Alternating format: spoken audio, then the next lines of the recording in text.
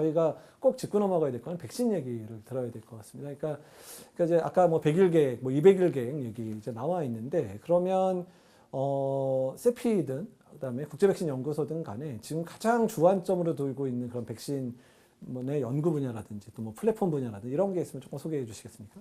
일단은 가장 이제 핫한 건 mRNA 플랫폼인 것 같아요. 네. 그게 이제 사실은 많은 분들이 이제 그런 너무 빨리 이제 승인을 받았기 때문에 기존에는 막 거의 굉장히 오랜 시간이 걸렸지만 빨리 승인받았기 때문에 이제 이게 사실은 문제가 많은 백신인데 뭐 여러 정치 아니면 경제 논리에 의해서 거기 게이츠 분도 막 들어가고 계신데 그런 이유에 의해서 개발된 백신이 아닌가 하지만 mRNA 백신 자체는 정말 굉장히 오래전부터 다른 질환에 대해서 개발이 꾸준히 되어 있던 백신이고 이거는 굉장히 그런 그 그러니까 어떤 바이러스나 세균의 유전체만 확보를 하면 바로 끼워 넣어서 개발할 수 있다라는 그래서 이제 그 100이라는 백신을 개발할 수도 있는 그런 꿈의 플랫폼이거든요. 그래서 그쪽에 대해서 이제 조금 더 긍정적으로 좀 개발이 됐으면 한 상황이고 저희도 거기에 대해서 가장 많이 중점을 두고 좀 개발을 하고 있습니다. 이제 지금 미국도 그렇고 세피도 그렇고 한국도 그렇고 100일 계획, 200일 계획 다 똑같이 세웠거든요. 그러면 정재영 교수님한테 말씀드리고 싶은 거는 그러니까 세피가 얘기하는 전 세계적인 100일 계획, 200일 계획은 달성할 가능성이 있느냐, 첫 번째. 그러면 그거에 비춰서 두 번째, 한국에서 100일 계획, 200일 계획, 그러니까 실제로 국산 백신을 100일이나 200일 이내에 가질 수 있을 것인가. 이 부분 좀 약간 나눠서 얘기 가능할까요?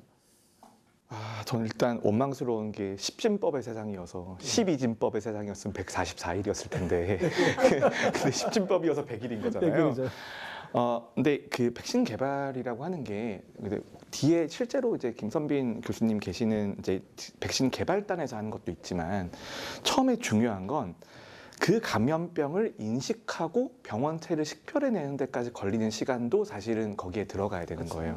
근데 우리가 그러니까 인덱스라고 하는 0을 언제로 볼 건지가 굉장히 중요해서 그래서 그 0이라는 시점에서 그 이전의 시간을 줄이는 것도 되게 중요하거든요. 그건 이제 저희처럼 이제 예방의학에서 역학조사하고 그 다음에 병원체 분리하고 이런 과정들이 있어야 되는데 저는 그게 개선될 가능성이 생각보다 되게 어렵다고 생각을 해요.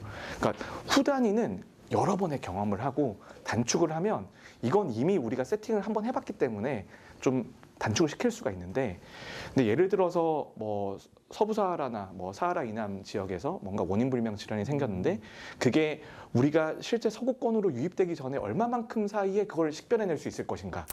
근데 그 시간은 사실 그 0 이전의 시기인 거잖아요. 팬데믹을 인지하기 전의 시간들이 얼마나 빨리 할 수 있냐. 근데 그거는 되게 어렵다고 생각해요. 그런데 그 뒤에 이제 100일이나 200일 같은 것들은 우리가 특히 이제 플랫폼 자체의 안전성에 대해서는 이제 아까 김선민 교수님께서 뭔가 이제 새로 나온 거라고 하셨지만 이제 벌써 나온 지가 5년이고 접종량은 모든 백신들 중에서도 최근에 가장 많은 백신이고 세이프티 프로파일도 잘 나와 있고 그래서 뭐 가능성은 있다고 생각합니다. 그래서 mRNA 백신 얘기하셨는데, 그러니까 지금 이제 연구의 핵심적인 감염병들이 있잖아요. 그러니까 mRNA 백신에 지금 가장 초점이 맞춰져 있는 감염병이 어떤 건지 잠깐 먼저 설명해 줄 수 있을까요? 되게 질환이 되게 많은데 이제 여러 그러니까 그런 빅파마에서 이제 만들고 있는 또 질환들도 많이 있는데 이제 제가 있는 회사 연구소 같은 경우는 이제 그런 회사에서 이제 좀 관심이 없는 하지만 꼭 그 어느 지역에선 필요한 그런 니글렉티드 디지즈에 대한 것을 좀 개발을 하고 있어가지고요. 지금은 정말 그냥 뭐 니파 바이러스 이런 것도 하고 마버그 바이러스. 그러니까 네. 국소적으로 문제를 일으킬 수 있는 바이러스에 대한 부분들이 지금 국제 백신 연구소 중심으로 하고 있고 세피 같은 경우는 팬데믹 백신 관련돼 있는 연구를 주로 하다 보니까 일단 코로나19와 관련돼 있는 백신을 업그레이드하는 거 관련된 부분, 그러니까 아까 말씀하신 새롭게 유행하는 바이러스를 얼마나 빨리 디텍션할 거와 관련돼 있는 그런 부분들의 연구가 사실 많이 나오고 있고 인플루엔자 관련돼 있는 연구들도 이제 인플루엔자 백신을 팬데믹 백신을 이제 mRNA 방식으로 개발하는 방식들이라면 기존 방식을 얼마나 이제 개선할 건가 또는 무겁 백신이라 그래서 사전에 준비를 해서 팬데믹이 일으켰을 때 바로 이제 생산할 수 있는 이런 형태의 기술들이 현재 개발이 되고 있는 부분들은 이제 있어서 이제 그런 부분들에 대한 고민들은 계속 필요할 거라 생각이 됩니다. 시간이 벌써 이제 많이 지나서 이제 마무리할 때가 되긴 됐는데요. 우리가 이제 팬데믹과 관련돼 있어서 이제 준비해야 될 것들에 대한 얘기를 많이 했습니다. 근데 더 중요한 부분들은 그러면 우리는 무엇을 할 거냐? 여기 계신 분들은 앞으로 팬데믹을 대비하면서 나는 앞으로의 팬데믹을 대비하기 위해서 이런 것들을 할 거고 팬데믹이 오게 되면 이런 일을 할 거다라는 얘기로 마무리하면 좋을 것 같거든요. 우리 정재훈 교수님부터. 팬데믹 대응할 때 되게 도움이 됐던 게 유행 예측이었습니다. 그래서 지금 유행 예측들을 개선하기 위한 노력들이 있고요. 특히 우리나라에서도 한 명의 연구자가 말하는 게 아니라 다양한 연구자들이 모여서 그 결과를 내는 포캐스트 허브라고 하거든요. 근데 그거를 만들려는 계획을 하고 있어요. 그리고 특히 아까 제가 말씀드렸던 것처럼 좀 젊은 연구자들한테 기회를 줄 수 있는, 그래서 이제 미래에 왔을 때 그 사람들이 모델링 할 수 있는 기반을 만들려고 하는데 그런 사업들도 잘 됐으면 좋겠습니다. 저도 거기 적극적으로 참여하고 있어가지고 저도 잘해보겠습니다. 네, 감사합니다. 예, 김선미 선생님. 네네. 저는 아까 제가 이제 저희 연구소에서 정정을 하자면 이제 뭐 니파 바이러스 이런 건 좀 약간 기획 단계고, 그리고 마법 바이러스는 이제 이미 다른 그 연구소에서 이미 진행하고 있는 거라서 저희 기관에서 직접적으로 하고 있는 건 아니라서 그건 조금 정정드리고 싶고, 하지만 그 외에 이제 아프리카라든지 그런 아시아 쪽에 국소적으로 발생하는 질환에 대해서는 저희가 이제 계속 그 후보물질을 발굴하고 임상 시험까지 하고 있는 단계입니다. 그래서 그거는 그렇게 좀 정정을 해드리고요.